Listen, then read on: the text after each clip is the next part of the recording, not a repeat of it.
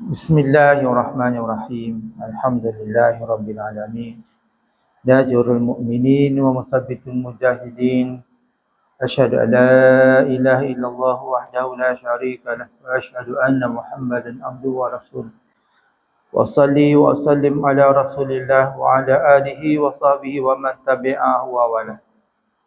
Allahumma syarah lana sudurana wa yassir bi umurana wa hlul 'uqdatam min lisanina yafqahu aqwalana.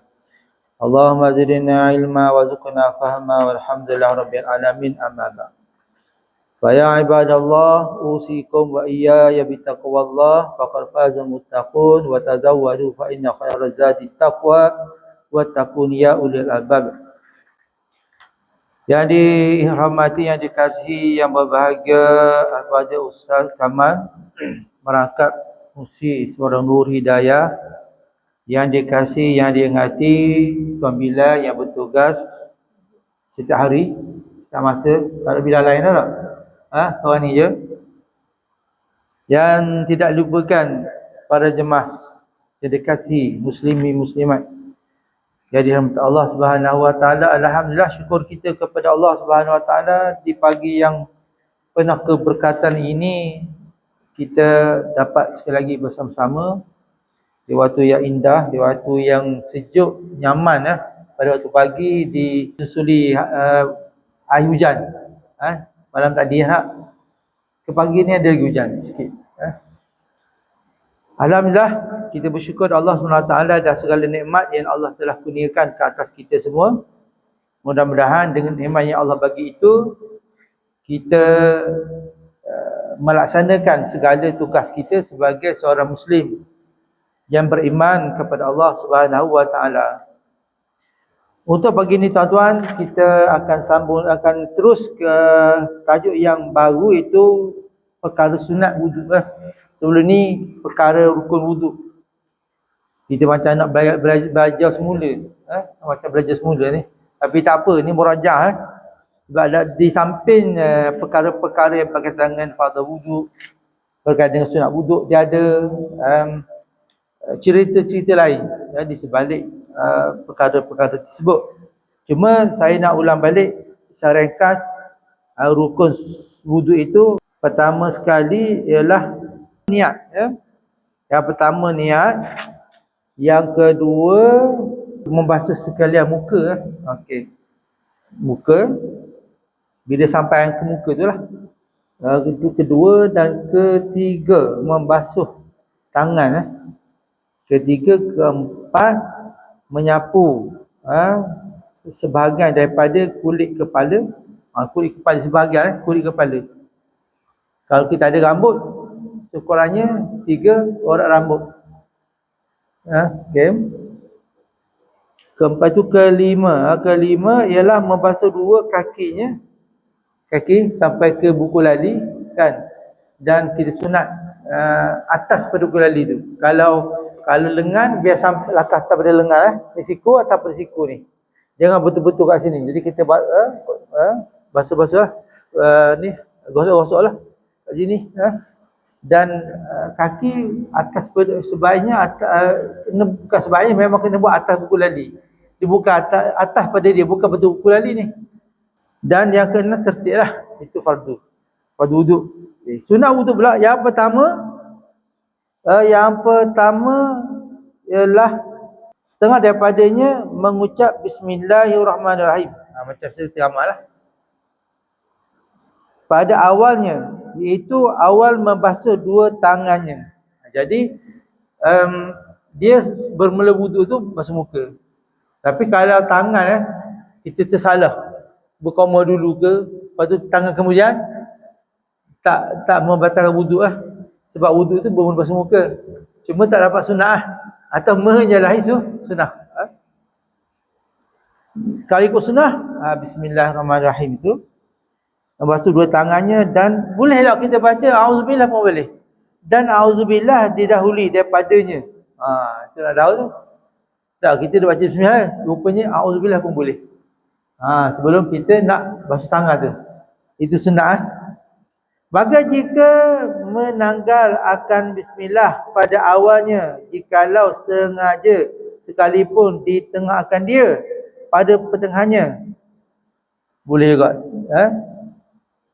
Tapi tak bolehlah sampai selesai tadi. Tiada apabila selesai. Selesai tak ada lah. Di tengah boleh. Dan membasuh dua tapak tangannya. Hingga kepada pergelangannya. Didahulu daripada berkoma. Tangan dulu kan. Sampai, tangan ni sampai pegang tangan lah. Kan. Mendahului berkoma lah. Buat koma tu selepas itu. Dan membasuh dua tapak tangannya hingga kepada pergelangannya. Didahulu daripada berkoma-koma. Dan dibasuh itu dan dibasuh. Ini masih dalam perkara basuh tangan ya.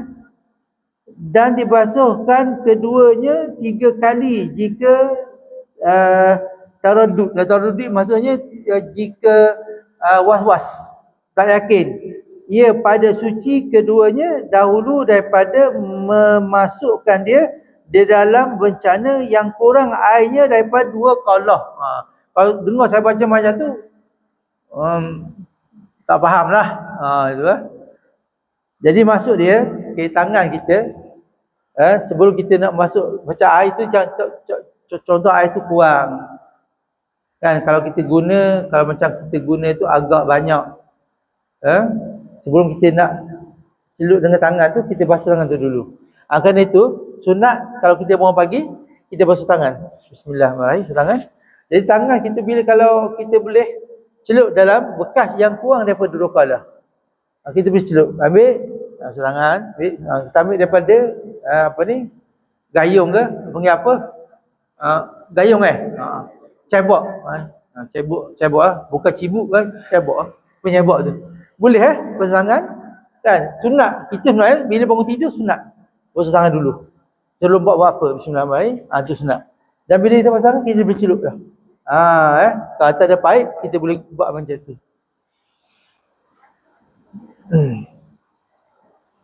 Maka sunat ini lain daripada yang dahulu. Maksudnya dia daripada basuh tangan tadi lagi lah.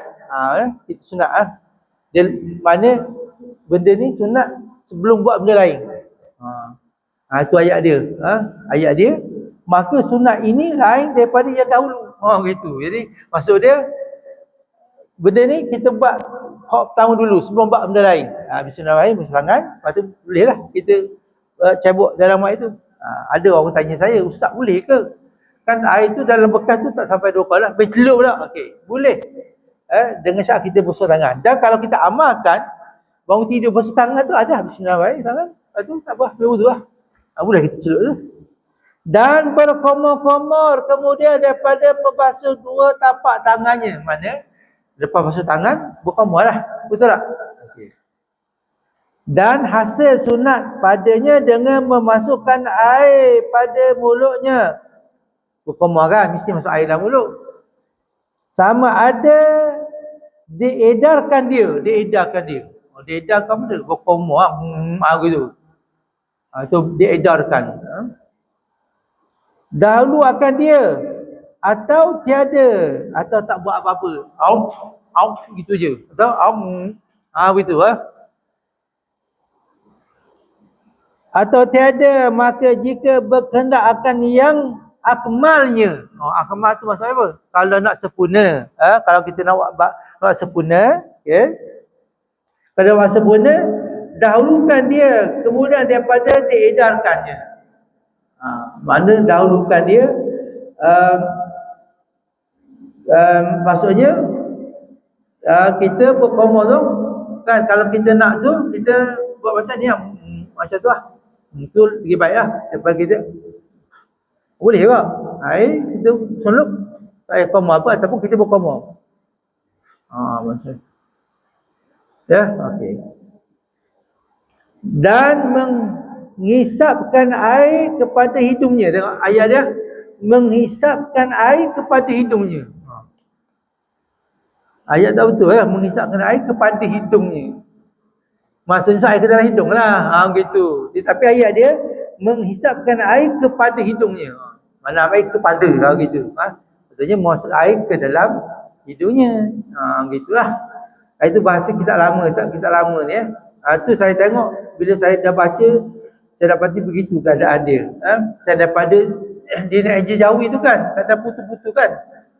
Kalau bumi bawa mim, jadi itu. Tu lama lagi tu, lama lagi. Ada lama lagi ya. Sebab kadang tu dia asalnya tulis tangan. Kali orang tulis balik ni. Dulu kan tulis tangan. Jadi tulis balik. Kalau tuan-tuan tengok yang tulis dalam tulisan Umi tu lagi lah. Dia baca dah ada apa dia pun tulis. Dia dah tulis tangan, lepas tu terjemah kepada Arab. Lepas tu jawi lagi. Lepas tu tulis tangan, jawi. Lepas tu sekarang ni ada orang tulis balik. Tu jadi macam tu.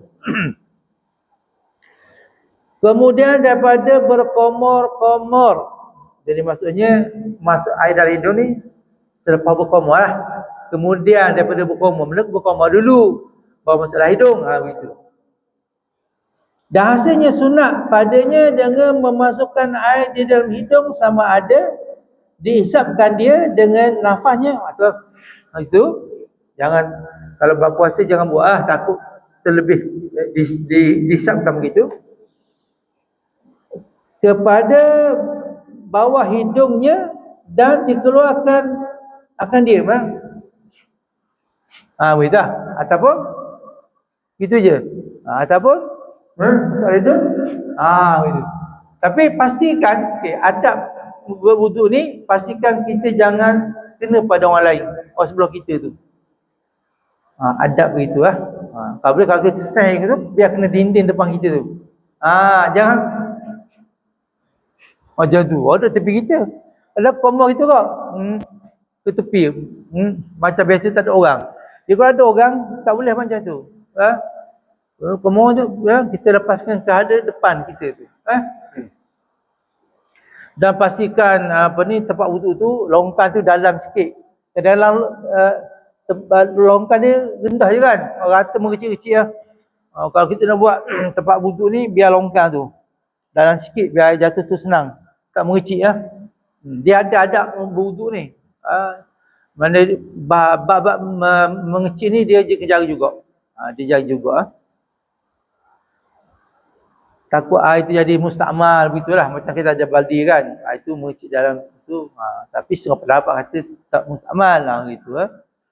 Jadi pendapatnya banyak. Bolehlah kita walaupun pada satu pandangan salah. Kalau sangat betul boleh. Boleh ikut yang boleh. Jangan pula marah hak yang kata tak boleh. Begitu. Jangan hak tak boleh, jangan marah kata hak yang boleh.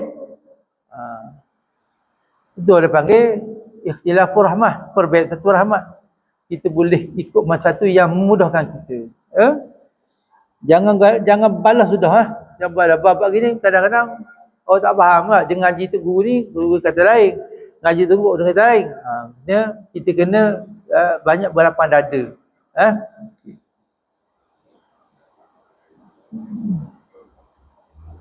Dan dikeluarkan dia atau tiada. Sama ada kita bulan hidung tu keluarkan dia atau tidak. Maka jika berkendak akan akmalnya, ada akmalnya, di bahasa Arab akmalnya. Kalau benda akmal ni paling sempurna. Kalau berkenaan kepada paling sempurna,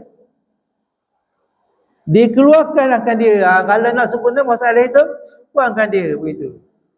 Kerana itu kalau kita mengangkat hadas besar, pastikan air ni kena bahagian ni. Ni dia bahagian luar. Anggota luar, dia kena di sini. Masuk air kat sini. Kalau kita mengangkat hadas besar. Bukan masalah hidup ni. Cuping hidung ni. Biar kena. Ambil air, biar kena. Atau sikit. Begitu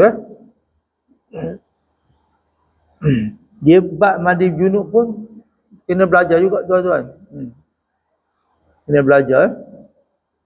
Kalau mandi bila sampai air ke punggung kita ni, kita nak basuh nak sampai punggung kan. Basuh tu biar macam kita basuh air besar tu. Kalau kita macam itu saja dia tak sampai air kadang tu. Dia bahagian tubuh kita tu kan, ada bahagian luar tu kan. Tu biar kena.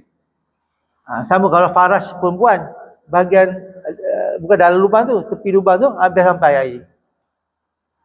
Lepas tu ceritalah, walaupun segan lah, kau parah perempuan kan, dia kalau dubur dia bahagian yang tu lah, dia panggil apa, di istilah ada ransom bahagian tu lah, bahagian selalu wasir tu kan, situ lah, bukan dalam tu, tak perlu korek, tak luar tu je, tu kena itulah, kena sampai ke situ. Jadi kalau nak mudah, duduk bercangkung, sembuh air ke situ, biar sampai ke situ, baik lelaki maupun perempuan. Kalau faras tu pastikan isi tu biar sampai ke bahagian tu, tepi lubang dia kan, biar sampai.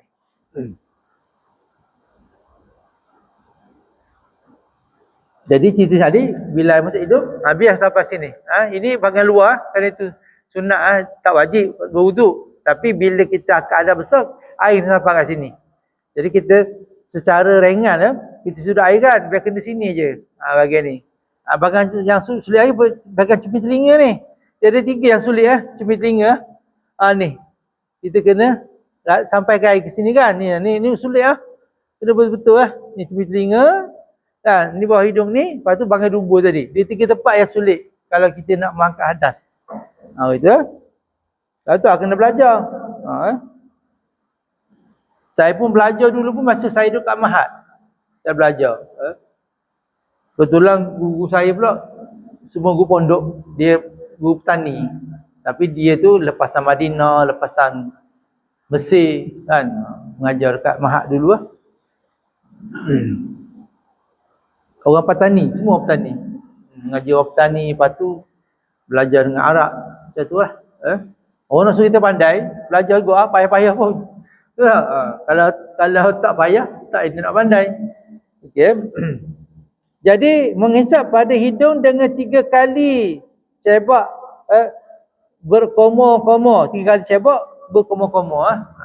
Tidak komo 3 kali. Semua 3 kali. 3 kali, semua 3 kali. Tangan 3 kali. Tak. Masuk berkomo 3 kali. Masuk air 3 kali. Sunat. Daripadanya kemudian menghisap kepada hidung terlebih afdal daripada menceraikan antara keduanya. Bila kita masuk ke air wudu kan, dia mudah sekali dengan hidung.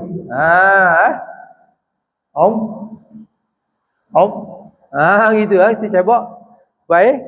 Komo kan? Sekali. Itu afdal. Boleh ke asing-asing. Biasa buat tak gitu? Biasa tak? Biasa buat tak gitu? Komo, ni air kan? Benda, lepas tu ni tangan kita kan? Kan basah lagi kan? Sekali. Itu afdal. Dan menyapu sekalian kepala, ada kepala. Ini sunnah. Kena itu saya kalau babi wudu macam mandi habis kepala basah. Lagipun saya berpegang dengan pandangan yang bersentuh lelaki perempuan tu tak batal. Saya berpegang dengan mazhab Hambali. Sebab saya belajar, mesti saya belajar lah. Cuma saya tak beramal sebab kita dah biasa kan sentuh kan batal. Jadi kita nak jadi tak batal tu tak biasa. Macam sentuh anjing lah kan. Kalau tangan kering boleh pegang anjing. Tapi kita tak biasa. Kan? Nak pegang anjing macam pegang kucing tu. Orang sekarang dia buat konten pegang anjing lama. Dia tak tahu anjing tu, alio dia tu najis. Kena tahu juga. Pegang anjing boleh. Macam Abu Hanifah boleh pegang anjing. Mazhab Hanafi. Tapi alio tu najis. Itu. Cuma ada pendapat kata najis sangat. Itu pendapat yang lemah lah. Ada kata tak najis Tapi pendapat kau tak najis alio dia tu. Tapi babi memang tak boleh lah. Walaupun kering. Jangan pula anjing boleh berkias dengan anjing. Kau tak boleh kias anjing itu dengan babi. Sebab anjing tu lebih ringan daripada anjing. Anjing tu kias daripada babi. Bukan babi kias daripada anjing. Jangan pula sebab boleh pegang anjing, boleh pegang babi. Tak ada. Mazhab kata boleh pegang babi. Tak ada. Anjing boleh. Dia ada hujah-hujah dia lah. Macam kita nak pegang walaupun kata boleh, pendapat kata boleh, tak tergamak kita pegang. Saya ingat kat Mesir dulu tampaknya lagi. Dia orang Arab biasa je anjing tu. Sebab dia sebagai daripada pegangan dia orang ni berpegang dengan mazhab Hanafi. Dia pegang anjing tu biasa saja. Kita tak biasa. Sama juga. Kita daripada kita biasa bersentuh lelaki perempuan ni batal, jadi kita nak jadi tak batal. Antara sebab saya jadikan tak batal tu sebab kadang-kadang hal remeh tersentuh batal. Waktu bagian kita tak kena nak pegang isi kita tu. Dia dapat masa muka nak marah kan. Tersentuh.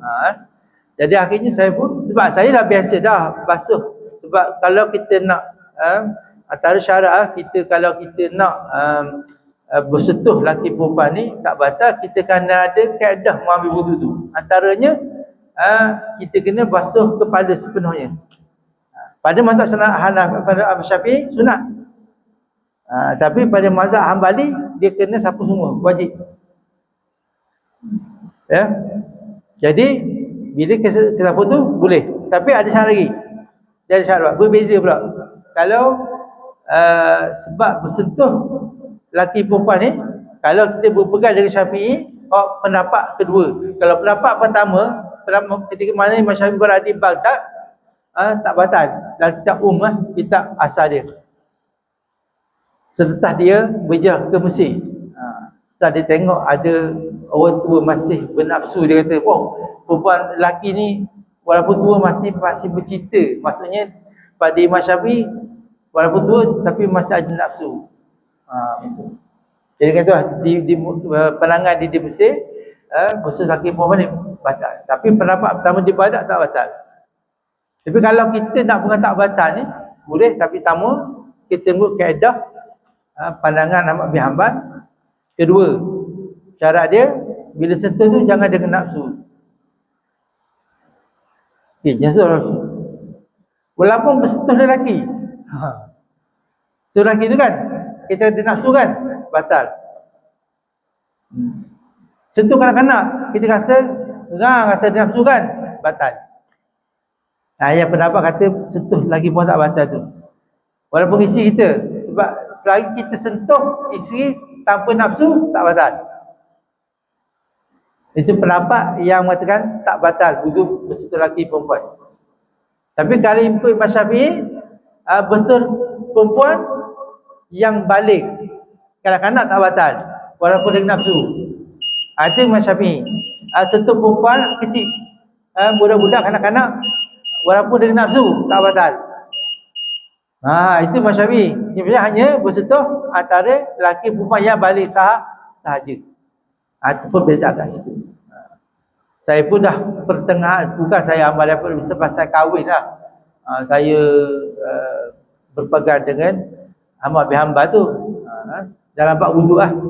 Kerana itu saya mutah, tak salah lah bersentuh dengan siapa pun. Tapi sekarang ni pun tabung haji pun tak berpegang dengan dia begini, senang je. Kalau sebab di Mekah tu sebenarnya sebab orang ramai, jadi kalau kita nak berpegang seterusnya dengan Imam Syafi'i pun boleh, tak usah, sebab dia kedarurat. Dulu ya, masa 10 tahun dulu, kalau nak tawaf kena ambil cara Ahmad bin Hanbal atau Abu Hanifah dulu. Saya nak je lah. Hukum berubah macam-macam dah tuan-tuan, berubah. Tahun 95 saya ke Mekah dengan tahun 2019 saya pergi, memang berbeza dari segi hukum dia. Saya pula hari itu kebetulan saya tak sempat nak masuk kursus tawaji. Jadi saya dapat tawaran tu dah ujung-ujung dah. Jadi saya pergi pun tanpa kursus lah. Tapi walaupun begitu saya membaca lah, baca sendiri buku tawaji itu ada. Waktu saya baca rujuk kepada fatwa-fatwa macam tu lah. Membaca juga, baca juga. Sebab kita pun pergi pun hari tu tawarannya dah lewat. Berjabah pun dah tanya tu, keputusan tabung haji belum dibuat. Maksud dia belum mesyuarat. Duit pun tak ada lagi masa tu dalam tabung haji. Ada Ada 1,000 je masa tu. Dia kata, cik kena penuhkan minggu ni 10,000. Masa tu 10,000 lebih sikit. Jadi pun saya masukkanlah 10,000 lebih sikit tu. Dapatlah ke buat haji, alhamdulillah.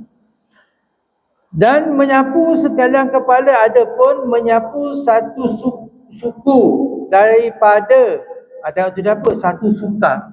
Satu suka, satu suku daripada kepalanya, maka wajib ia seperti barang yang terdahulu sunatnya.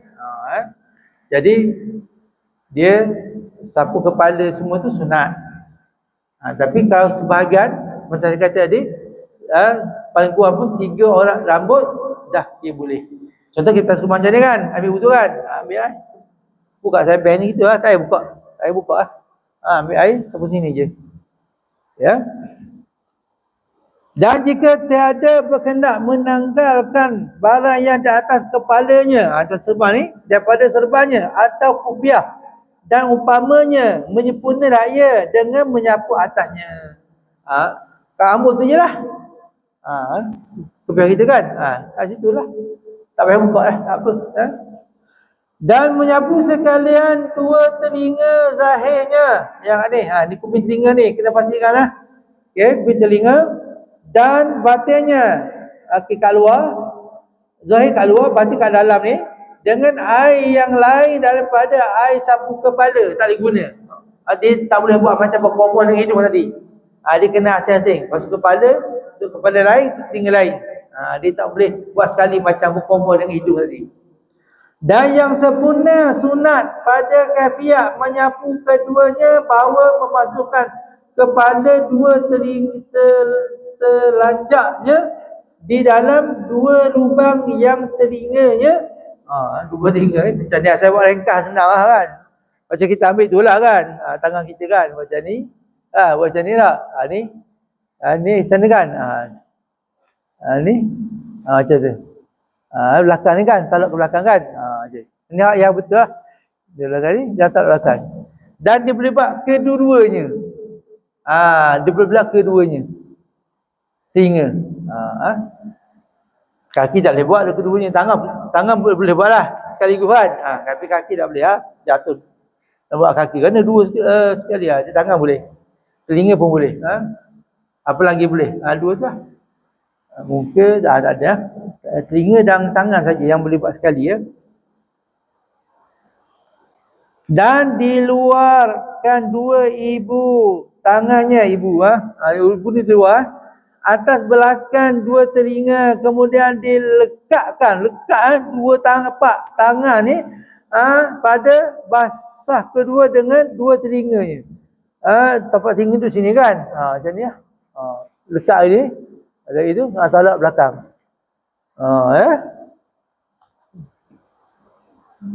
Okey, berhenti sini je. Assalamualaikum warahmatullahi wabarakatuh.